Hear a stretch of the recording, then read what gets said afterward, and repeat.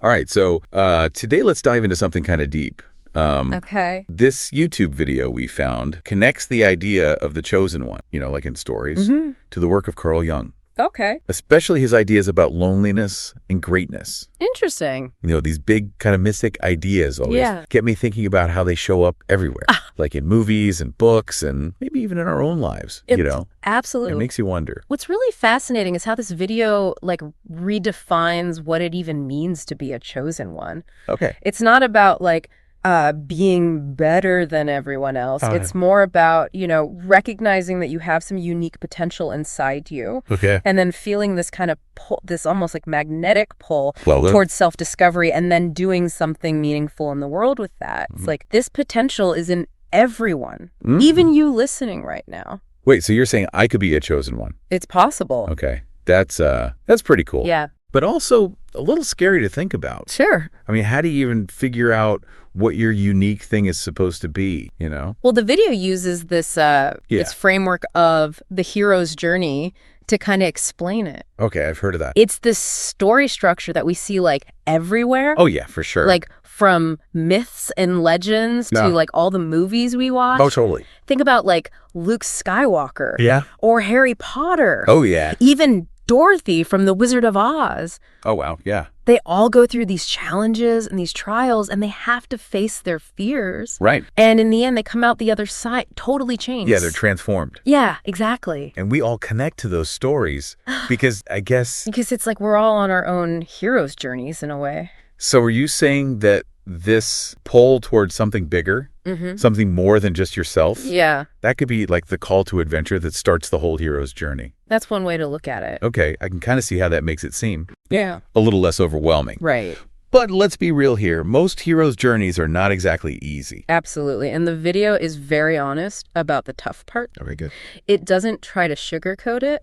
It talks about facing doubts and feeling isolated. Makes sense. And maybe even not being understood by the people around you. Well, yeah, if you're going your own way, you're probably going to run into some resistance, right? Definitely. But isn't this whole idea that loneliness is part of greatness? Yeah. Isn't that kind of a bummer? I can see why you say that. Yeah.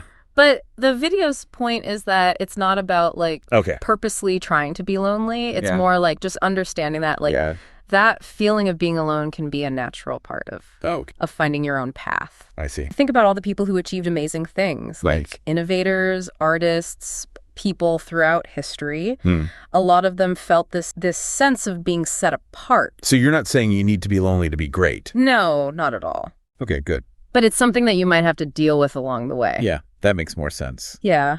I can relate to that. But how does all of this connect to Carl Jung? Yeah, that's what I was wondering. Right. What about his ideas? Well, this is where things get really interesting. Okay. Jung was obsessed with the unconscious mind. Oh, yeah. The part of us that works below the surface. The stuff we're not even aware of. Exactly. And he believed that it's full of wisdom and potential that we mostly ignore in our everyday lives. Oh, wow. But how are you supposed to tap into that? Right. I mean, it's called the unconscious for a reason.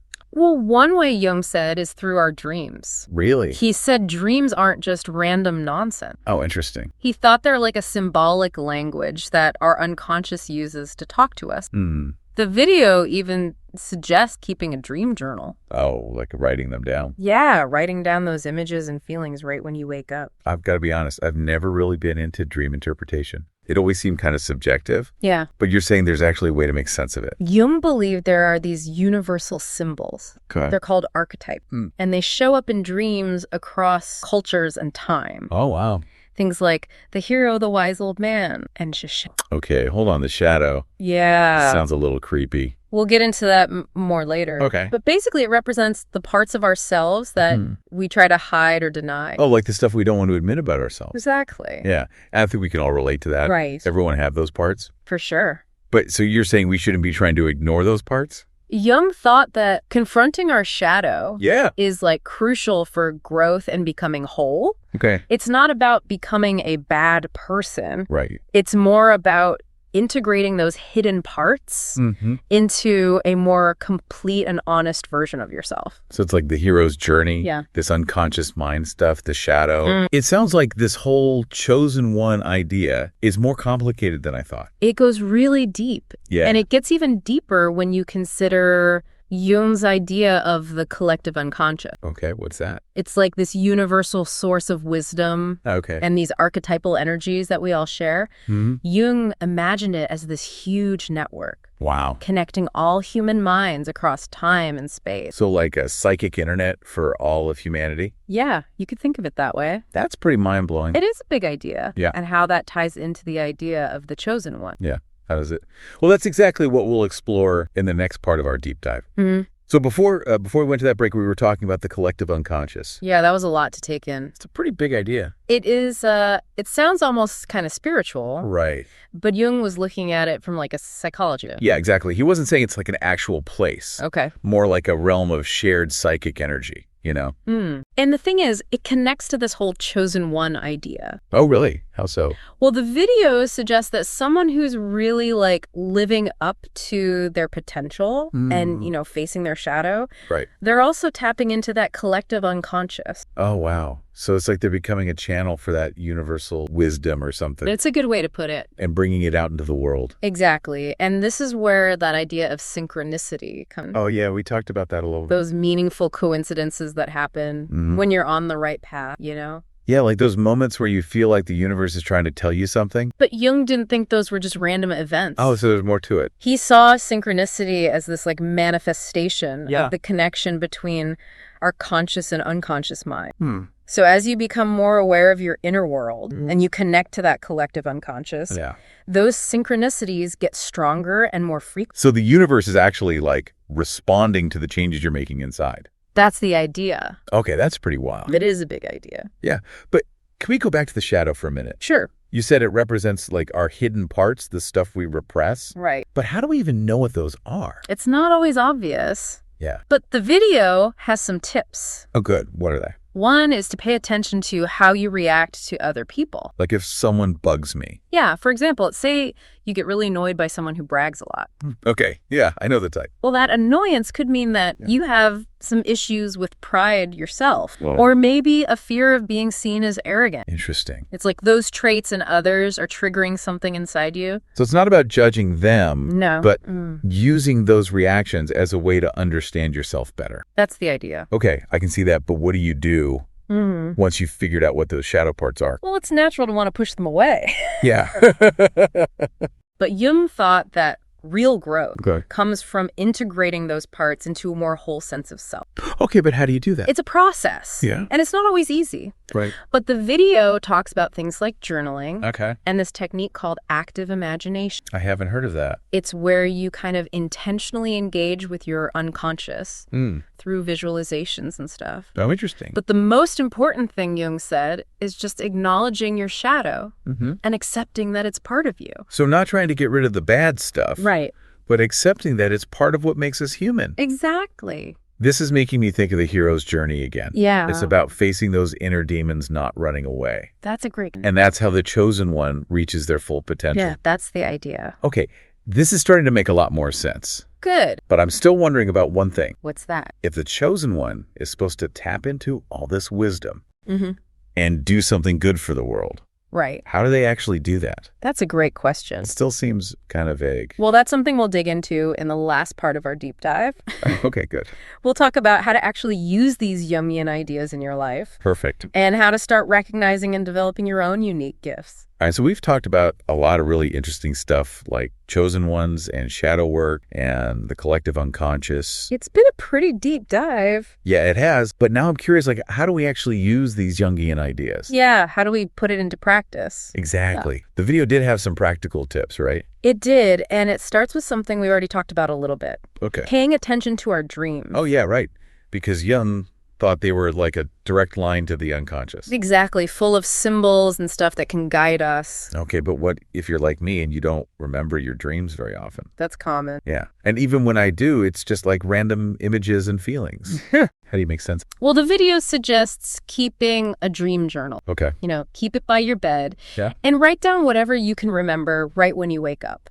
Even if it's just a few words or like a weird scene. Okay. Just get it down on paper before it fades away. So it's more about capturing those first impressions. Exactly. Okay, I can try that, but what do you do after? Well, then you can start looking for patterns. Okay. Like, are there any themes or symbols or emotions that keep coming up? Yeah, like recurring stuff. Right. Are there certain characters or places that you see a lot, and how do those make you feel?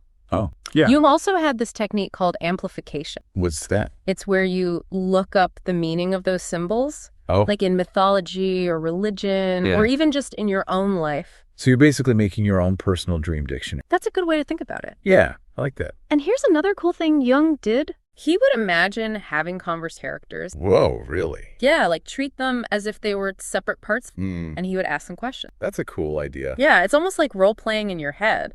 Yeah, I could see how that would help you understand your dreams better. And the more you pay attention to your dreams, the better you get at understanding. It's like learning a new language. Exactly. It takes time and practice. Okay, so that's dream work. What about shadow work? Right, we talked about that too. I still feel like that's kind of a mystery. Well, remember, the shadow is all those parts of ourselves that we've pushed down. Yeah, the stuff we don't want to look at. And the video says one of the best ways to start figuring out your shadow is to pay attention to how you react to other people. Oh, yeah, we talked about that. Like if you're always judging someone for being too controlling, maybe you have some control issues yourself. Oh, I see what you mean. Jung called that projection. It's like you're unconsciously projecting your own stuff onto other people. So instead of judging them, I should be trying to learn from them. Exactly. Use those reactions as a way to understand yourself better. Okay, but once you've figured that out, then what? Well, the important thing is to be curious about those shadow parts. Oh, yeah. And try to understand them instead of judge. But aren't those shadow traits negative for a reason? Well, it's not about saying they're good. Right. But they might have some hidden strengths, too.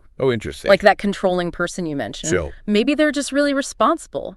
Or maybe they like things to be organized. So it's about looking at those traits in a new way. Exactly. Yeah, instead of just labeling them as bad. Right. And the video mentioned some ways to work with your shadow. Yeah, things like journaling and that active imagination technique. Oh, right. We talked about that before. It's a good one. Yeah, but I'm still not sure how it works. It's pretty easy, actually. Okay. You just find a quiet place, close your eyes, and let an image come to mind. It could be anything, a symbol from a dream, a memory, even something you make up. Okay. And then you just interact with that image. Like talk to the characters? Yeah, or explore the setting. Interesting. Just let the story unfold naturally. So it's kind of like meditation, but with more visuals. You could say that. Cool. And the more you practice it, the easier it becomes. Okay, so we've got dream work, shadow work, active imagination. Yeah, those are some good tools. This is starting to feel a lot less overwhelming. That's good to hear. It's like we're getting a toolkit for self-discovery. And remember this chosen one journey. Yeah. It's not about becoming some kind of superhero. Right. It's about finding your own path. Yeah. And using your experiences to do something good in the world. And it doesn't have to be something huge. No, not at all. It could be just being kinder to people. Exactly. So to everyone listening, yes. What does being a chosen one mean to you? That's a good question. What special gifts do you have to share? And what can you do today to start living up to your potential? Keep exploring, keep asking questions, and trust your journey. And never forget how powerful your own story is.